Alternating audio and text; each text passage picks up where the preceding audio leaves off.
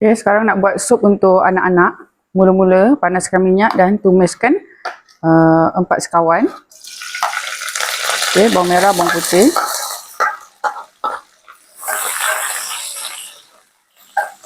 Okay, kalau ada halia boleh masukkan sekali ya.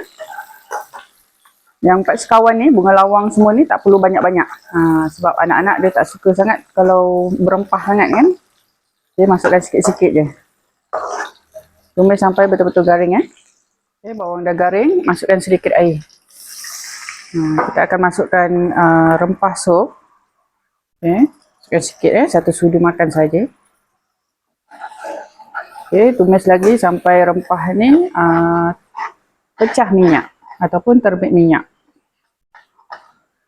Kita bagi semua bahan ni betul-betul masak. Bahan semua dah masak, dah terbit minyak, boleh masukkan ayam. Okay, sebatikan bahan dengan ayam.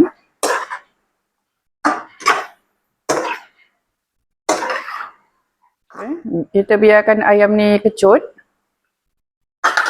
Kita tunggu air ayam ni keluar. Okay, letak sedikit garam biar ayam ni berasa ya. Letak sikit dulu.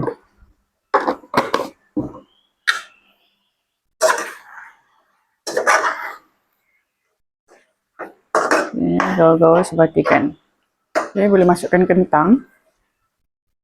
Ayam dah kecut Okay, bila ayam dah kecut, masukkan kentang, masukkan air. Kita empukkan kentang dan ayam ni.